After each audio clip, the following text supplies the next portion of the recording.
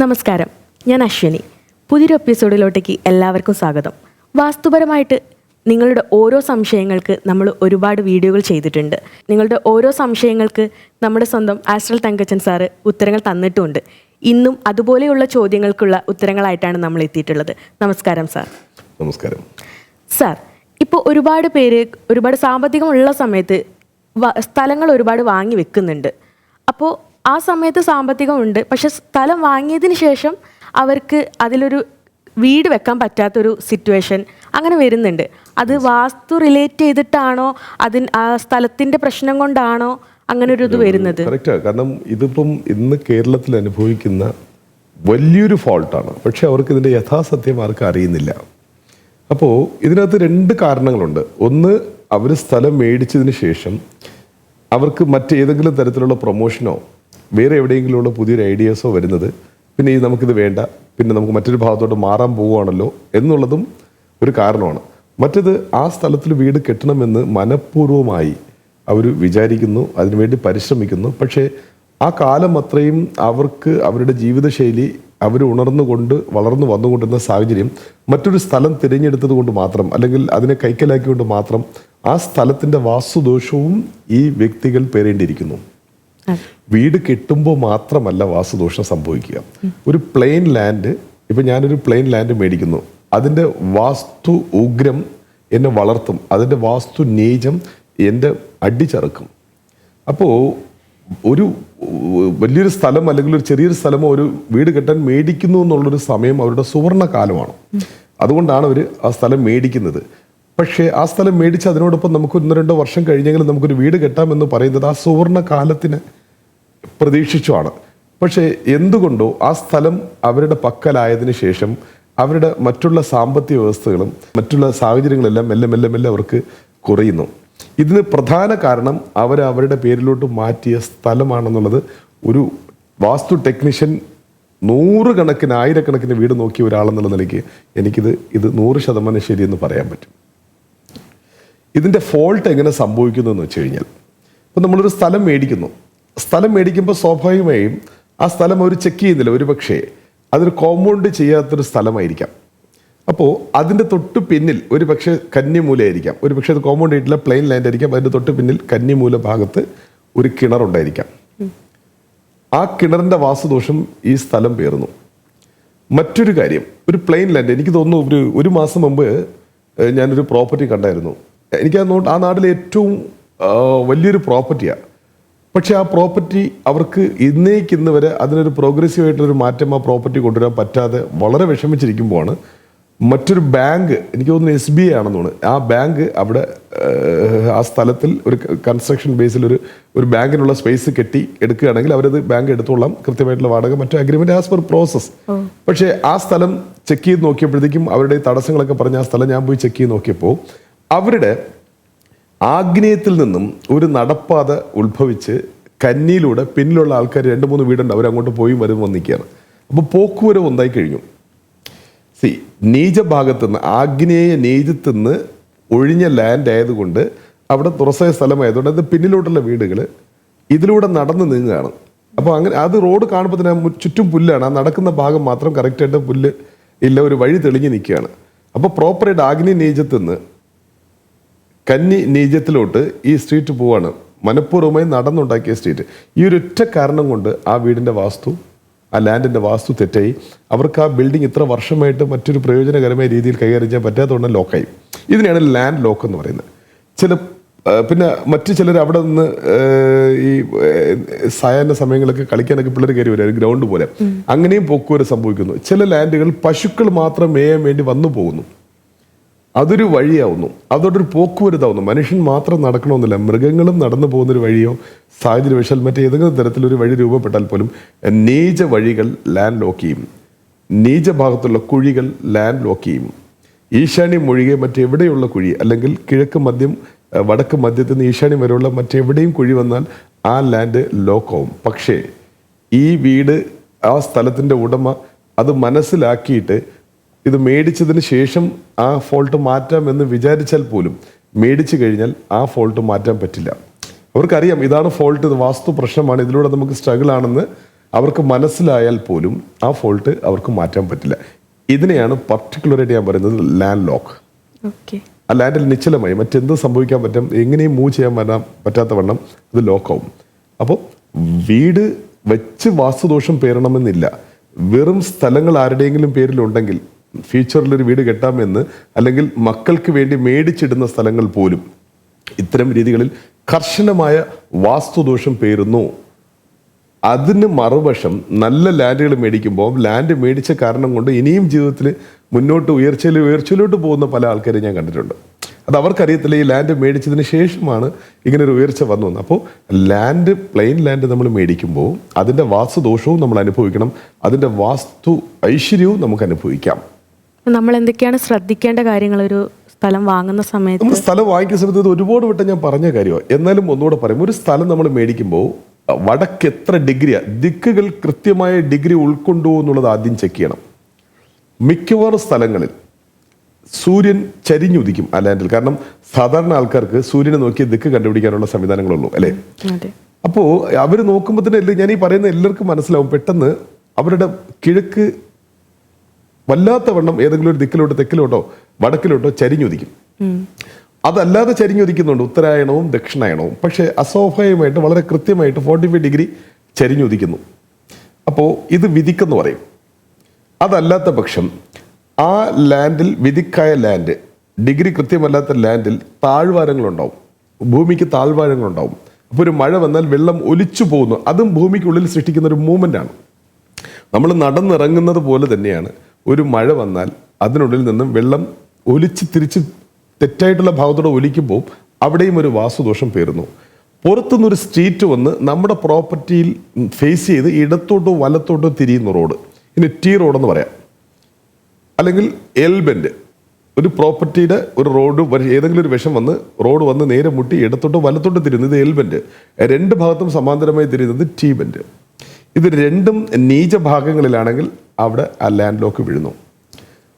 മറ്റു തൊട്ടടുത്തുള്ള പ്രോപ്പർട്ടിയുടെ വടക്ക് കിഴക്ക് അതിവിശാലമായൊരു മരം പടർന്ന് പന്തലിച്ച് നിൽക്കുകയാണെങ്കിലും അതിൻ്റെ ഭാഗികമായിട്ടുള്ള വാസ്തുദോഷം ഈ ലാൻഡിനുണ്ടാവും.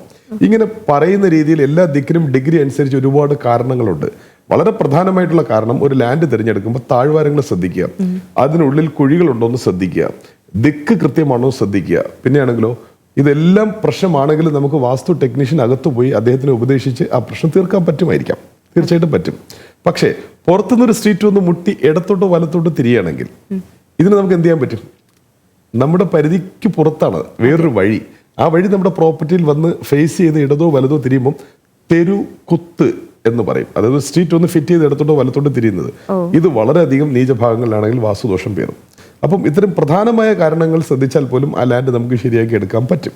ഇപ്പൊ എല്ലാ വീടുകളിലും പൂജാമുറികൾ എല്ലാവരും നിർമ്മിക്കാൻ വേണ്ടിയിട്ട് നോക്കുന്നുണ്ട്. അത് ഹൈന്ദവ രീതികൾ നോക്കുമ്പോൾ അത് പൂജാമുറികളായിട്ടും, പിന്നെ മുസ്ലിം, ക്രിസ്ത്യൻ അങ്ങനെ രീതിയിൽ നോക്കുമ്പോൾ അവർക്ക് പ്രാർത്ഥന ചെയ്യാൻ വേണ്ടിയിട്ടുള്ള ഒരു കോർണർ പോലെ. നല്ല ചോദ്യമാണ്. കാരണം ഇപ്പൊ എല്ലാ വ്ളോഗിനും ഞാൻ പൂജാമുറിയെ കുറിച്ച് സംസാരിച്ച് തന്നെയാണ് പോകുന്നത്. കാരണം ഒരു പൂജാമുറി എന്നുള്ളത് വളരെ പുരാതനമായ ഗ്രന്ഥങ്ങളൊക്കെ നമ്മൾ പരിശോധിക്കുമ്പം ഒരുപക്ഷെ ഞാൻ ഒരു സ്റ്റുഡൻ്റ് എന്ന നിലയ്ക്ക് അത്തരം ഗ്രന്ഥങ്ങളൊക്കെ കാണാനുള്ള ഭാഗ്യം എനിക്ക് ഉണ്ടായിട്ടുണ്ട്. അവിടെ എവിടെയും വീട്ടിനുള്ളിൽ പൂജാമുറി ഇല്ല. അമ്പലങ്ങളുണ്ട്, പ്രതിഷ്ഠകളുണ്ട്. വീട്ടിനുള്ളിൽ പൂജാമുറി വെക്കുന്ന ഈ കൾച്ചർ വളരെ സമീപത്ത് വന്നതാണ്, ചില 100 വർഷങ്ങൾക്ക് മുമ്പ് ശേഷം വന്നതാണ്. അപ്പോൾ ഈ പൂജാമുറി എന്നുള്ളത് ഒരു മനുഷ്യൻ്റെ സൈക്കോളജിക്കൽ കംഫർട്ടാണ്. ഒരുപക്ഷെ ആർക്കും അങ്ങനെ ഒരു ഗ്യാരണ്ടി തരാൻ പറ്റില്ല, എൻ്റെ മുറിയിലിരുന്ന് ഞാൻ പ്രാർത്ഥിക്കുന്ന എൻ്റെ ദൈവത്തിനെ പ്രത്യക്ഷപ്പെടുത്തും എന്നുള്ള മനോഭാവത്തിൽ ആരും പ്രാർത്ഥിക്കുന്നില്ല. ഒരുപക്ഷെ അങ്ങനെ പ്രാർത്ഥിച്ചു കഴിഞ്ഞാൽ അങ്ങനെ സംഭവിക്കത്തില്ല.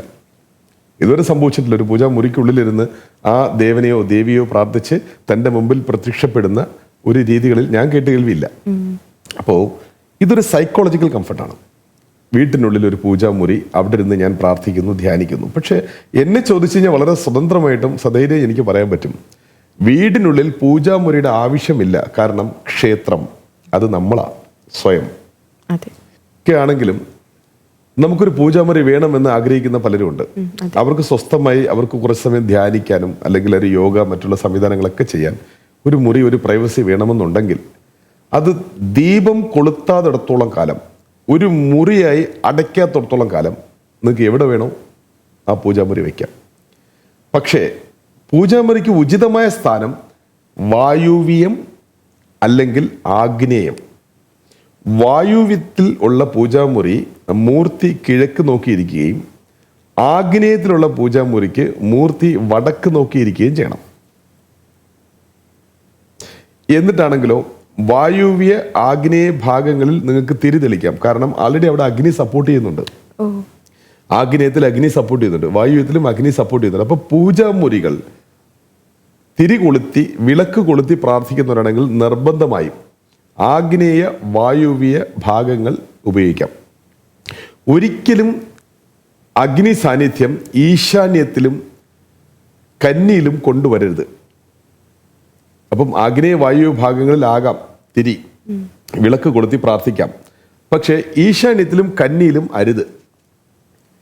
അതേപോലെ ഈശാന്യം ഈശ്വര അനുഗ്രഹമുള്ള സ്ഥലം അല്ലെങ്കിൽ ഈശ്വരൻ കടന്നു വരുന്ന സ്ഥലം അല്ലെങ്കിൽ ഈ പേരിന്റെ സിമിലാരിറ്റി കൊണ്ട് പല ആൾക്കാരും തെറ്റിദ്ധരിച്ച് ഈശാന്യ മൂലയിൽ ഒരു മുറി കെട്ടി അതിനുള്ളിൽ ഒരുപാട് വിളക്കുകളും ഫോട്ടോ ഒക്കെ വെച്ച് കൂടുതൽ വെയിറ്റ് അതിനകത്തോട്ട് കയറ്റി പൂജ ചെയ്യുന്ന ആൾക്കാരുണ്ട്. അതിനുശേഷം അവർ അടയ്ക്കുകയാണ് ആ മുറി. അപ്പം വാസ്തുലോട്ട് വരുമ്പോൾ നോർത്ത് ഈസ്റ്റ് മിസ്സിങ്ങും പ്ലസ് വായു സഞ്ചാരം പൂജാമുറിയാൽ നിഷേധിക്കപ്പെട്ടു. അപ്പം സ്വാഭാവികമായിട്ടും അതൊരു 30 അടി 40 അടി ലെങ്ത്തുള്ളൊരു വീടാണെന്നുണ്ടെങ്കിൽ ഒരു 2 കറക്റ്റ് കോർണറിന്റെ ഉഗ്ര ഉച്ചം മറയ്ക്കപ്പെട്ടു. അപ്പം ഇതിന് ദൈവവുമായി ഒരു ബന്ധവുമില്ല. നോർത്ത് ഈസ്റ്റിൽ ഒരു പക്ഷേ അങ്ങനെ ഒരു ദൈവിക സങ്കല്പവും ദൈവവും വരികയാണെങ്കിൽ പോലും അദ്ദേഹം കംപ്ലൈന്റ് ചെയ്യും. അതേപോലെ തന്നെയാണ് ഡയഗണൽ മറ്റേ അറ്റം ഭൂമി കാരകത്വം പേരുന്ന ഉത്ഭവം. അഗ്നി ഒരിക്കലും ഉത്ഭവമാവില്ല. അഗ്നി ഒരിക്കലും ഉത്ഭവിക്കേണ്ട സ്ഥലമാണ് ഭൂമി.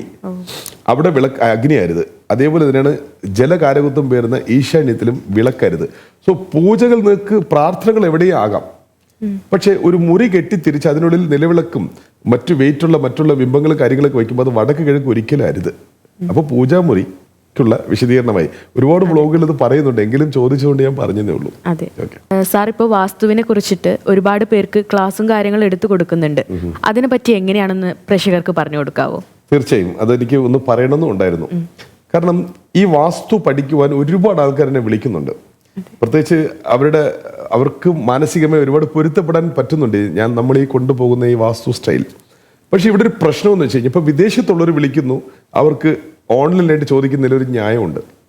ഇത്ര ദൂരം നിൽക്കുന്നതുകൊണ്ട് അവർക്ക് അറിയാനുള്ള ആഗ്രഹം കൊണ്ട് ഓൺലൈൻ കിട്ടുമെന്ന് ചോദിക്കുന്നത്. പക്ഷേ ഓഫ്ലൈനാണ് ഞാൻ സപ്പോർട്ട് ചെയ്യുന്നത്. കാരണം ഒരു വാസ്തു യഥാരീതിയിൽ എൻ്റെ കോമ്പസ് ഉപയോഗിക്കാൻ പഠിച്ച് പ്ലാൻ നേരിൽ വരച്ചു പഠിച്ച് അതൊരു ശരിക്കൊരു ഗുരുശിഷ്യ ബന്ധത്തിലോട്ട് പൂർണ്ണമായും വന്നു ചേരണമെങ്കിൽ ഓൺലൈൻ പറ്റില്ല.